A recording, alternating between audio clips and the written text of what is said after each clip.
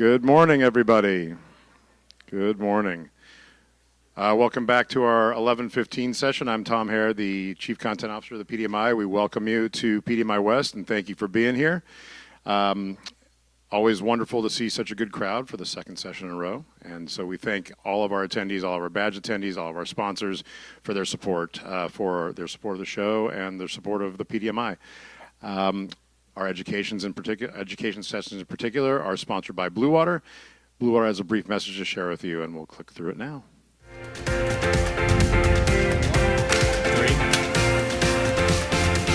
At Tommy John, a lot goes into our underwear before you do. But now I've found my bubbly side with SodaStream. Philips Air Fryer is the original and the very best.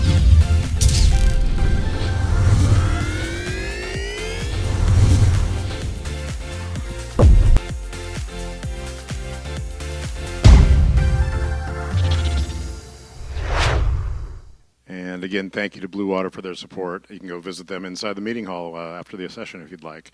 Also, after this session, there's lunch in the meeting hall starting at noon, from noon to 1. Lunch in the meeting hall for if you don't have lunch plans, please join us in there. Nice spread of food. So we are here today. Thank you to the Women's Leadership Council, one of our 7 member councils at the PDMI and our largest member council. We have over 70 members of the Women's Leadership Council. And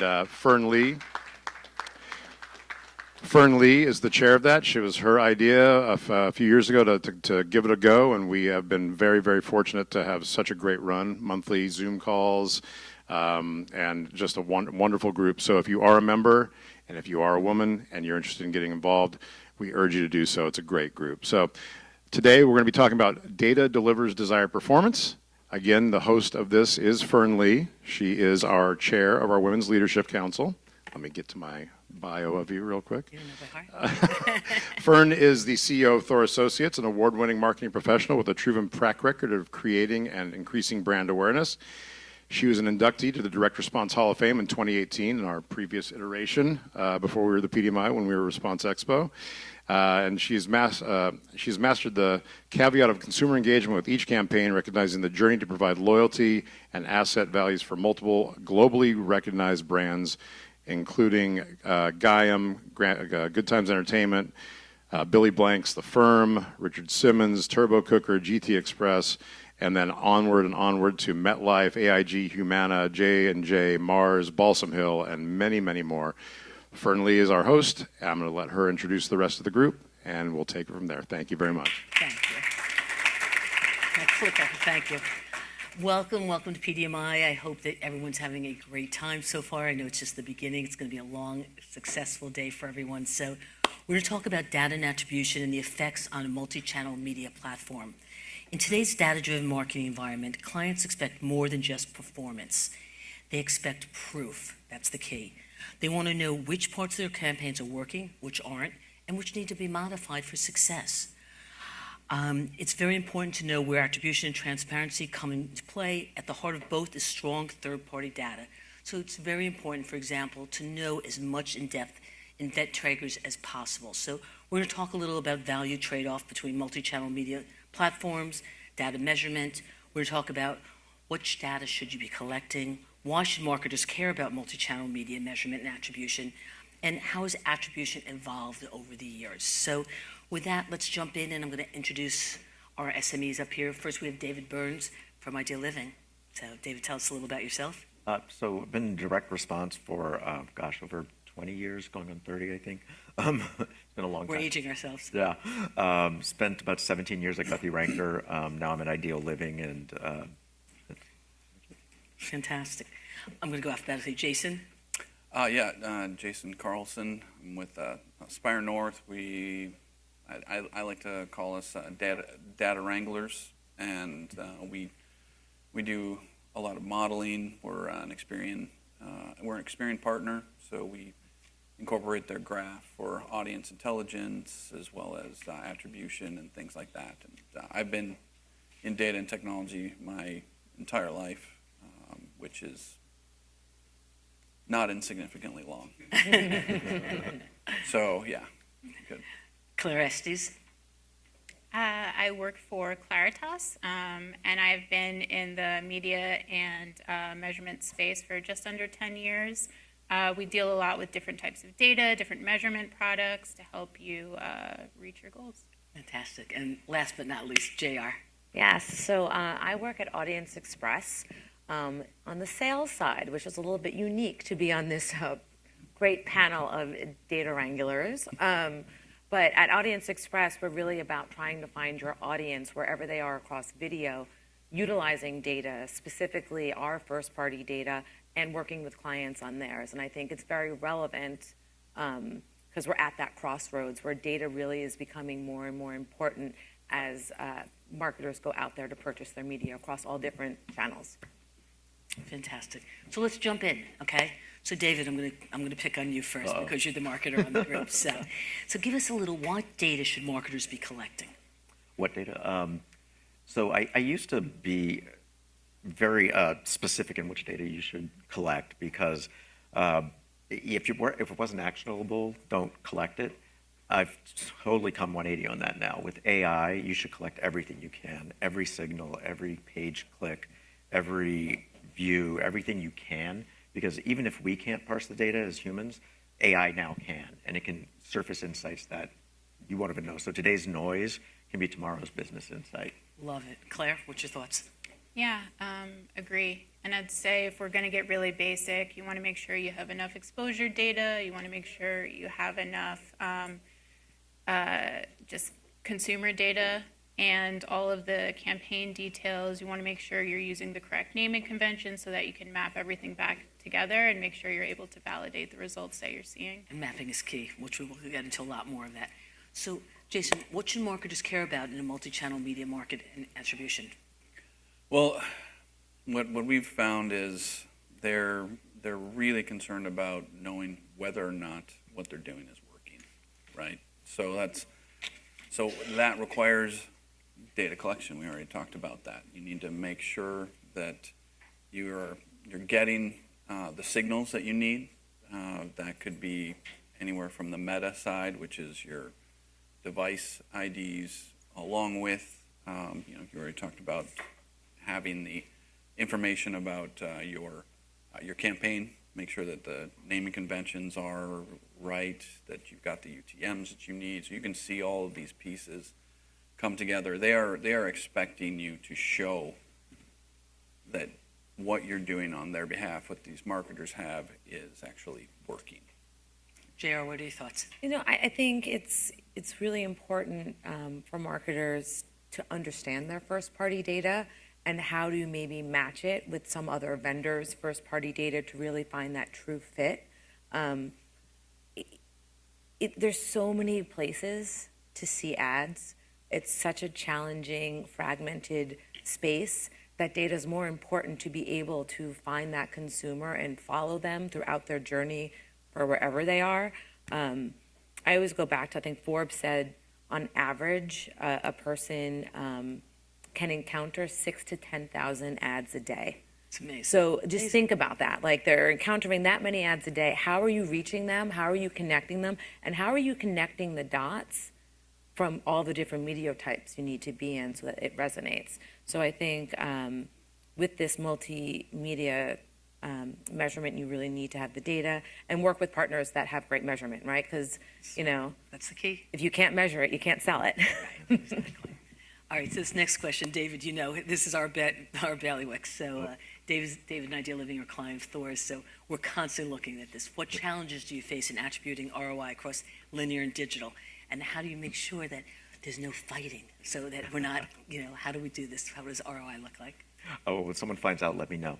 But in all seriousness, where we have a number of blind spots is like when it comes to view-through conversions, because we tend to, as a company, in clicks we trust. There are a lot of media out there that you don't get that affirmative action from the customer, and then we have customers who don't click anymore. So those are big blind spots for us.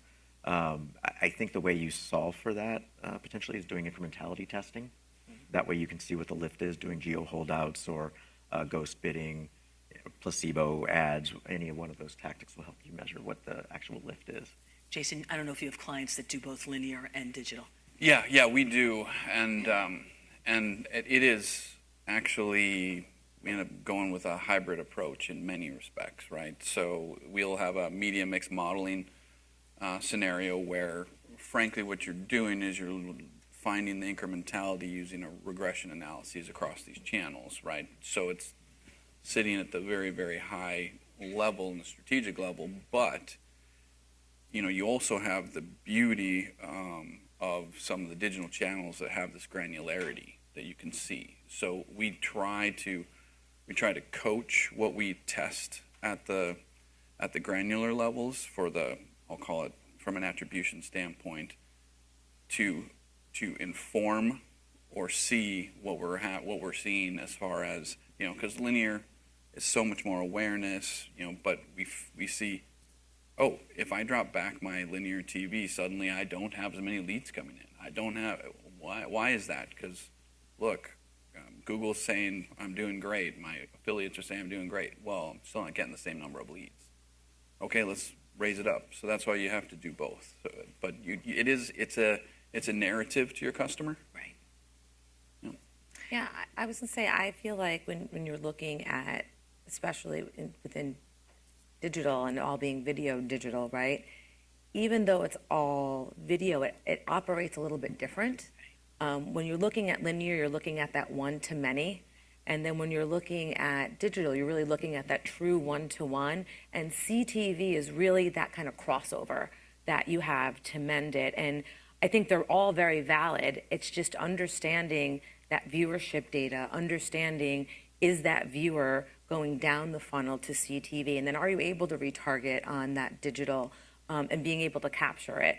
Because the measurement is a little apples to oranges, but when you have that true, safe, first-party data to measure that all, you can really start to see the flow down and kind of capture them up here while you're bringing them down to the point of conversion. So Claire, how's attribution evolved with the rise of multi-channel media platforms? I'd say one of the biggest challenges we face is signal loss, right? When you're running different media types, they're going to behave a little bit differently. Sometimes you'll track them a little bit differently. So it's really important, like, that the data partner you're using or the model you're using is adaptive, right? If you're tracking certain signals, you want to make sure that it's a multitude of signals, right? In case one is deprecated, cookies, you can lean on the others. So you're not. Cookies.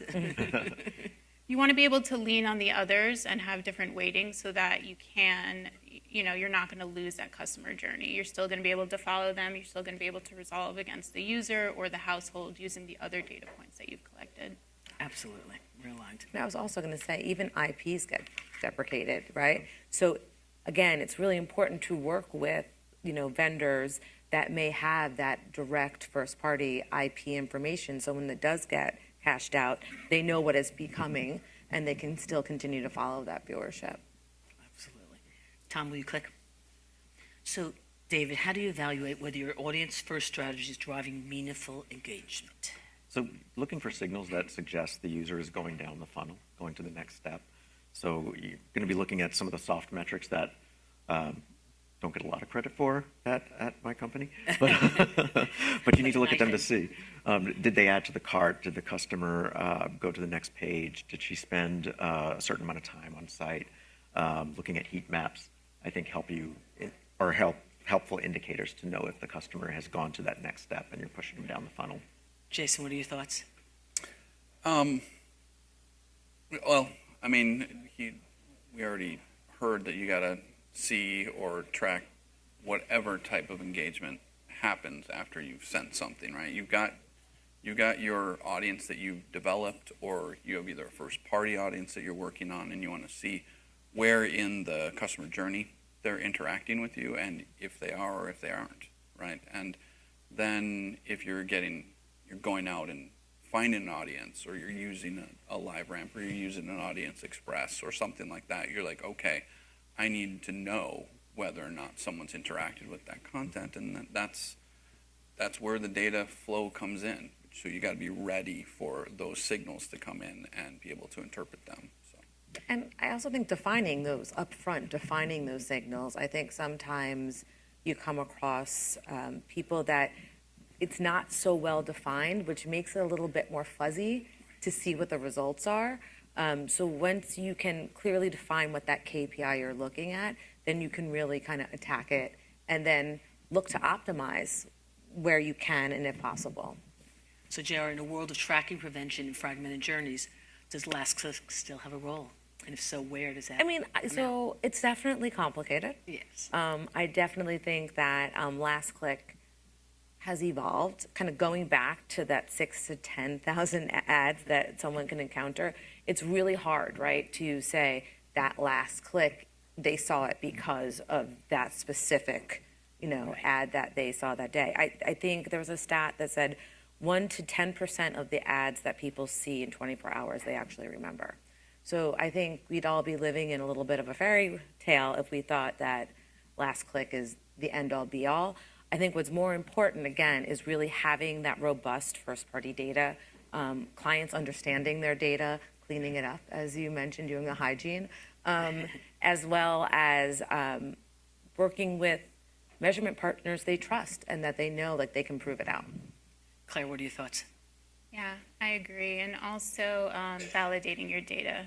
Making sure that you're able to filter out any noise, any invalid traffic, so you can know that your insights you're gleaning are actionable and correct. Great. Tom, quick. So Claire, I'm going to go back to you again because this is something that was important to you. When you're using audience targeting as part of your strategy, how can the data be used to inform your creative decisions? Yeah, I think this is really important because when you're looking at your specific audiences that you're targeting, you want to look for commonalities across these groups, right? It could be life stage, it could be values, it could be, just anything that's going to speak to them directly, because creative, as we know, is never one size fits all. Right. You want to make sure you're resonating with the right people so you can drive them to take the action that you want them to take. And you also want to monitor your creative, adjust it, make changes. Right. We give the example, if you're serving an ad to me in Los Angeles at noon, I shouldn't be receiving the same ad as like my father at 6 p.m. in New York, right? We need to understand our audiences because it helps us and it helps them. You're telling them that you understand what they care about and you're making a more personalized message for them, but also you're going to encourage them to take the action that you're trying to get. Love it. David, thoughts? Yeah, so I agree with everything you said. And also one of the other things that I think we're seeing now with Meta's Black Box and PMax now, it's really the creative that's finding the audience as opposed to the other way around. Like the choices we used to have are becoming fewer and fewer, where you're kind of just targeting everyone and hoping that your creative will find it. But I think the algorithms have gotten so good at doing that that just kind of flipped it on its head. And you got to be careful when you make the creative, make sure it's going to resonate with the audience you're trying to hit. And that's why we're seeing more and more that our clients, are literally touching the consumer in different ways, and they'll have a baseline of a creative, but then literally play off of that. So, Jason, what is the value trade-off between multi-channel media platform, data measurement versus rapid iterative testing? Well, I kind of spoke to it a little bit before, and you have the trade-offs come where rapid testing is incredibly, that's at that granular level. You got A/B, like if I send out an AI, by the way, and like Claritas has a product and some others for kind of message A/B testing that can be really, really done quickly and easily. But the problem with that is it's near term, right? This is how people are reacting right now. Like I send this message, it gets this result, send this message, I tweak this. I mean, it's really, really nice, but it doesn't necessarily do anything but somewhat inform the strategy. And the multi-channel side is what is you're looking at as far as your spend, right? People have budgets, and that's what should be used to look at your overall budgeting. But the testing is on the ground, that tactical piece. So there are trade-offs that way. JR, any thoughts? Yeah, I mean, I think, again, with this fragmented world that we live in, it's more important to make sure you're looking at what you're trying to achieve and make sure you're going on the channels that you know are going to do it. So while I do think testing and getting that feedback is important. That's just one piece of the overall picture, and understanding how you're reaching them and what resonates within that space. Kind of going back to creative choices, you're not going to put a QR code in a mobile ad, right? Like you want to make sure the messaging that you're putting in these ads is also resonating within the space, just to kind of make sure it's all being used in one big package. Fantastic. So Claire, in trying to establish a source of truth, wrangling data from disparate systems can be difficult. So what are some of your strategies to tackle these hurdles? I think managing expectations from the beginning, like clearly outlining the data points you're trying to collect, making sure everything is as apples to apples as you can get it. So making sure any exposure tags are collecting a minimum of the same pieces of information, and also making sure your look back windows are the same, and just making sure everything is lined up to agree.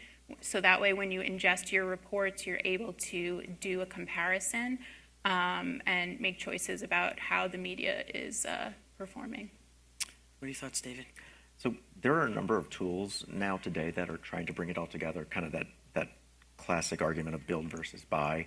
Do you pull all the data into your own data warehouse, or do you buy something off the shelf? I think there's a lot of new products that have come out that have been really helpful there. The other thing I caution against is because we struggle with this, as you know. What is that one source of truth? And you'll get a different answer from everyone at the table, around the table at our company. And it's really not one, it's a multiple, it's a triangulation of a few different data points, because each one tells you a different part of the story, part of the customer journey. So I think it's important not to get too hung up on finding that one true North Star, because if you're only looking at that one piece, like if last click, for example, is your source of truth, you're going to miss all the other important parts of that customer journey. Totally agree. I would also say it's important when you're looking at that one source of truth that hopefully you can work with one or a handful of partners that you trust that have the ability to provide that data that might kind of transcend a few of those media types, so that you're seeing it, you trust them, you're getting measurement on the back end from a trusted partner to prove it out. So it's not that it's a one-stop shop, but that someplace where you can see the data that is somewhat consistent across the different mediums and then be able to optimize off of it. Easier said than done. Not many people can do that. But if you can find that you know your partners, who they are, and make sure that you're comfortable with that and that first-party data. So is first-party data everything to you? I mean, yes and no, yeah, but yes. I think as we're evolving and data's there, right, and AI's there, making it quicker and faster for us to have it at your fingertips, I do think that it's really important for marketers to know their data and to own their data and be able to work with media vendors and measurement people that can kind of match it up in a very privacy, safe, clean room environment to really prove out those results, right? We have digital. We can be more, have more precision in how we target and what we want to do. We should be trying to do it. I'm not saying this is going to happen with a snap of a finger, but it's happening, so I don't think we can ignore it. Yeah, and to go off of that, I would say for sure it's always helpful to use third-party data in addition to first-party because you can validate, right? Yeah, it's important to validate. Yes. But you don't want to grade key. your own homework. I agree. Well, that and in third-party data oftentimes is gathered from a bunch of other places, so you're getting attributes and understandings that you don't have in your first-party data necessarily about those individuals or those trends. So if you merge them together, you're getting an even richer view of what your first-party data has. So that's You can enhance it. Yep, for enhancing sure. it. So. All right, so we're going to talk a little about AI, and I'm not sure if you have clients that are really not into AI, doubt AI, or only using AI. So, Jason, why don't we start with you? So marketers use machine learning and algorithmic training for a long time, but generative AI is a new animal. What is the data with the data being collected, as well as growing availability of Gen AI tools and its ubiquitous messaging to clients, expect their marketers to use generative AI in their process? So give us a little what they're expecting. How do marketers manage these expectations? How do you, as a vendor partner, manage their expectations? And we'll talk to David last afterward as a marketer. So I'd love to hear our vendor partners first. Yeah, so it is a spectrum, right? We have some of our clients are always asking what we're doing. How are you utilizing AI, and specifically generative AI, right? Because that is the new animal. It's not. We've at this, all out here, we've been using algorithms and machine learning forever, right? Just because.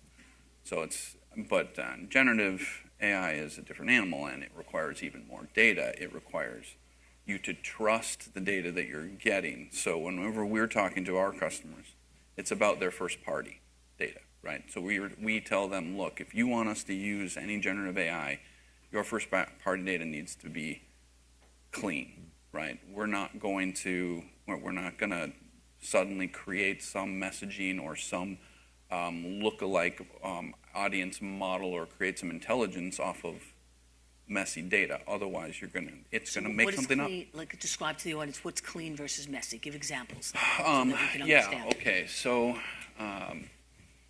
if you don't have, if you have signals, like in your database, let's just say you've got a Salesforce database, right? And you've got 200 different fields in your data, and frankly, you've got that because you've got 25 different departments that have been loading in what's important to them, right? So you've got a data warehouse with lots of disparate, but you don't actually have a unified identifier other than the Salesforce ID, and your different departments are using that data for different reasons, so they are actually conflicting in the usage of whatever that record is about.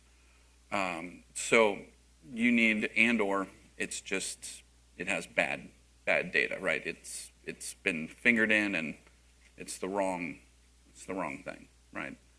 So you need to make sure that you go through and you have things validated either with a hygiene program, could be anything as simple as NCOA or SPSS, and then you have someone like, you in your IT departments or your data departments to go through and say, yep, okay, we're going to standardize some of the fields and the field names, right, so that they can be ingested properly. Otherwise, that's how I would say it. Or you'd call someone like us to fix your data. So Claire, jump in. We'll talk about how. Yeah, to build on that, your output is only going to be as good as your inputs, right? You want to make sure your data is clean. You want to make sure you're using the points that are applicable. And anything that has to do with, legal compliance, brand safety, you're still going to want to QA that with an actual human, of course, But I'd say there's so many tools that will just kind of help you or enhance what you're doing. AI is a tool like any other, right? It's how you're using it. It's how you're making, programs or chatbots or things that are helpful. It's not replacing, any one thing. It's just helping you do things in a different way. It's taking out busy work in some cases. And so the use cases will continue to evolve, but just making sure that your sources are clean, I'd say, is the biggest first step. JR, thoughts? So, in my world, the way I think of AI in two worlds with media, but in my world, how it relates to me, I think it's about the speed and transparency on how you can expedite and get those results and those points back so that you can make better future decisions on how you need to optimize moving forward. I don't get asked a ton by it, but I wonder if it's because I sit in this weird hybrid of ad tech and media. So we're kind of using it, but we're expediting, but it's still very much media focused. But I do think that the speed in which you can expedite the transparency and the reporting back is so important for clients, because at the end of the day, that's what's going to help them make better future decisions. On a separate side of it, I'm not a creative at all. I think AI is going nuts in the creative space as well. Yeah. Where they position from a contextual place to who's acting in it, with Tilly Norwood recently coming out. Like, it's all over the place. So I think it's just, I know that's not data specific, but I do think AI impacts our industry in many different avenues. I totally agree. David, so as a marketer? Yeah, so I say you have to be using generative AI nowadays if you're not. I mean, not that it's the end-all be-all, because it is just one more tool in your toolkit, but if you're not using it, you're going to be at a disadvantage because other marketers are using it. So it's not going to replace your gut or anything like that, but it's going to help inform your gut and help you feel more confident about your decisions. Yeah. Absolutely. So with customers moving seamlessly across search, social, CTV, email, and retail media, what's the biggest blind spot you see in current attribution practices, and how do you recommend addressing it? David, jump in. So the biggest one is kind of back to the view-through. We don't give a lot of credit to those view-throughs, so it's really challenging. We also find that they tend to overinflate the attribution, so that you end up with a blind spot there when we've done a few tests. So one of the ways that we get around that is, or try to get around that, is with incrementality tests. Not to repeat myself, but it does help you see what that lift is. Can you talk a little about that for a few minutes? I just want to make sure the audience understands what you're saying by that. So in an incrementality test, what we would do is you might run, say, a PSA ad, and you measure how many conversions you get for your product from that PSA ad. And let's say you get 10. Public service, just to make sure everyone understands what the acronym. And then on the other side, you run your regular ad. So if I get 10 conversions over here and I get 20 over here, my lift is not that 10, but the 10 above the other 10. So that'll allow me to weight the numbers I'm getting and apply it to see what my actual lift from that channel was. Hopefully I explained that correctly. But yeah, that's a really great way of seeing how it's, and you can use that across any of your channels too. Claire, thoughts? Yeah, I agree. And also, we said it before, but signal loss. You want to make sure you're able to follow the customer journey, especially across different device types. So what causes signal loss? It could be maybe someone was exposed on a phone and then they ended up converting later on a desktop.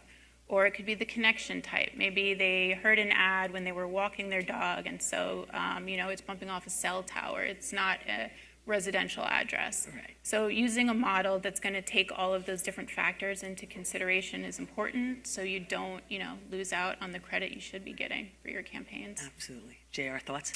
So this is probably a very big sales thought. We can drive to, store, or we can drive to a website, or we can drive. I can't make someone buy it, right? And I think that is a blind spot. And I think there is something to be said about what is the driving factor into that store. What's that messaging that's going to get them to sale? Like understanding, I think the blind spot is really understanding what that KPI is up front, defining it, and how it's going to move forward is important. Because I could drive to sites all day long, but like if they're not converting, the chicken or the egg, where is that coming from? Absolutely. So I'm going to jump here. I'm going to jump off key. So we talk about the source of truth, Jason. Give us, what is the source of truth? What's the different attribution methodologies? What is is there one? Is there a many? What are your thoughts? It ultimately ends up being kind of many, but you want to have it as limited as possible, right? So for us, we try to utilize identity resolution as an identity graph, so that our customers can have a source of truth about where things come in. And it could be, I already talked about it, could be the Salesforce ID that they have with that specific person, right? That's the source of truth for them. It could be some other transactional marker, but you do need to be able to pivot around things for your decisions, and that requires some level of knowledge about your audience in a very specific way, right? So it's not easy, but if you can get it down to at least a couple silos, you're ahead of most people. If it was easy, we wouldn't even be up here. Think about that. So what's your source of truth, JR? For me, I think the source of truth, or AudienceXpress, is really understanding where that audience is based on data and being able to follow them down the funnel to the point of conversion. We utilize viewership data to determine that again, we are just one of many, I think that source of truth really has to start with the marketer understanding what they're trying to achieve and how they want to get there and how it relates to their overall media mix. Absolutely. So talking about media mix, David, with so many media options out there, which channels work the best for attribution, obviously? Well, one of the easiest ones is search. That one just tends to be pretty straightforward and easier to measure, at least on the branded side. Is that why we look so good? What's it? Yeah. Is that why we look so good? It just tends to be an easier channel to measure because you've got that click, you've got the number of searches that someone did, you got the number of clicks you got, and you can see that performance. Where you lose it a little bit is on the non-brand side because all the tools tend to bias towards that last click. So that's the one piece I would say that you do miss, but by and large, we have fewer problems with our tracking from the search perspective than some of the others. Claire, what's your thoughts? I think, channels are going to perform a little bit differently. And one thing you can do is leverage deterministic and probabilistic methodologies when you're considering that. So you can get more of a macro view of everything overall. Because at the end of the day, your media is supposed to be working together, right? Like you want it to be complementary. It doesn't exist in a vacuum. So you want to make sure you're understanding everything. And, some things are going to have a quicker turnaround time based on, consumption. But just understanding where their place is within your overall plan, your overall strategy. Jason, you were going to jump in? Yeah, I was also going to step on into what David was saying, and that's search is at an interesting crossroads right now too, especially with if we're typing something into our browsers or otherwise, suddenly all that comes up is your generative AI output, right? And you actually have to scroll down to get to that search piece. So we've had several customers end up pulling way back on their search spend and putting it someplace else because they're not getting the click-throughs that they had before. So that's one thing that's we loved search because it's so easy to track, it's so easy to measure. It's that's now what it's starting to become more of a black hole. Yeah. And so we're trying to navigate that a little bit as well. What are we going to do about that, though, as AI becomes more and more prevalent? Well, I mean, part of that means you need to expand or be more multi-channel. That's the answer, right? So we found that you got to start moving your spend. They started moving their spend to social because then they're getting better performance from that than from search, and so that's why you need to start also be strategic at the multi-level and multi-channel and go down as you. Absolutely. Best. All right, let's throw out our last question before we go to Q&A. So, JR, with privacy legislation, ITP, ATT, privacy sandbox changes, how do you make sure you're foolproof measurement and where we're now in a perpetual arm race? Yeah, so I think it's really important that you're working with a clean room when you are using this data. It is whatever you're matching, right? Whether it's your first party with third party or if it's first party to first party, that you're working in a privacy safe environment to be able to figure out how to go out and target and bring down. And again, measurement as well, working with the right partners that you trust is key. David, thoughts? Yeah, I agree completely. I think it's also really important to have your tracking server side as much as you can, rather than having the client's browser execute it.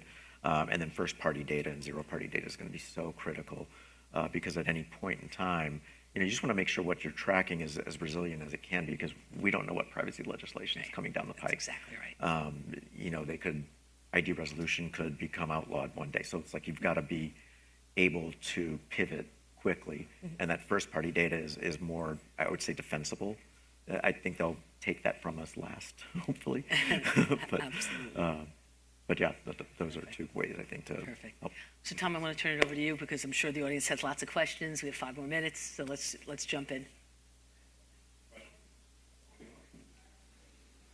Oh, so we're all experts on attribution. We got one back here.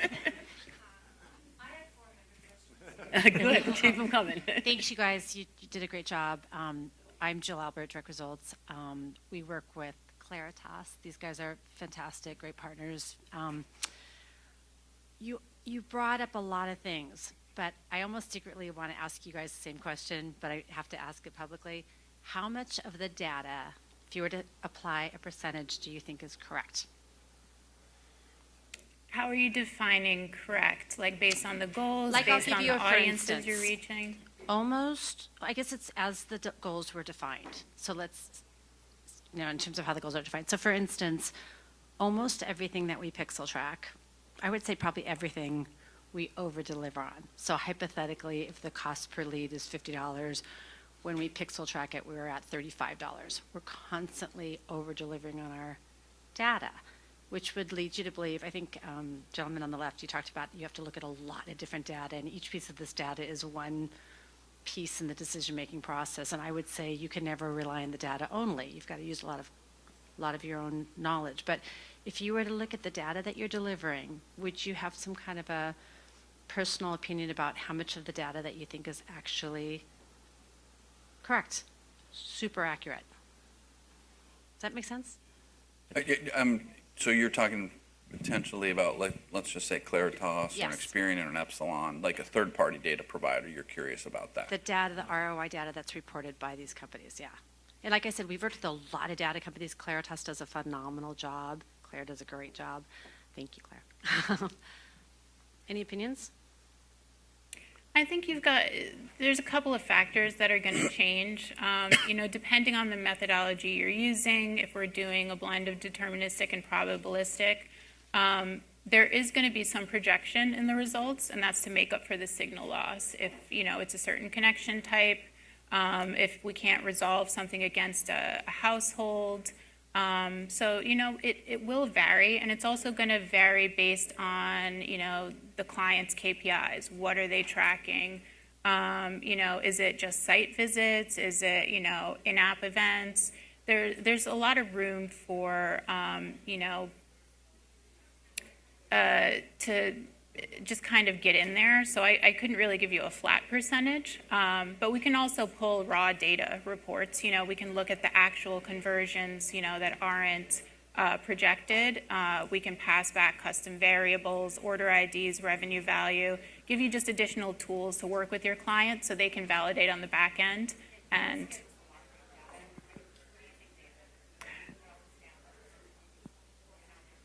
So we've done the same thing where we'll take the order IDs and match it back to see if it's accurate. That's one way to help validate it. I will say we struggle with this sometimes because especially when you're looking at probabilistic data or it's being modeled out, you're not 100% sure. Is it accurate? Is it not quite? And our CEO is a tough cookie when it comes to proving you got to come forward with the data. But looking at the click-based data, the stuff that we can see in our multi-touch attribution tool helps out a lot because we can actually go, what it does for us that we didn't have before is we're actually able to see on a given order what every touch point was along the way. And it's a little bit of manual work. We have to pull all this data out and parse it, but it actually helps us determine whether or not it's accurate or not and helps us get there. Any other questions? We got time for one more, if anyone has one. I've never had a group that's All right. gets it so much. This is great. You guys did great. Thank you all for coming. Appreciate it. Thank you. Thank you, everybody. Good job, you guys.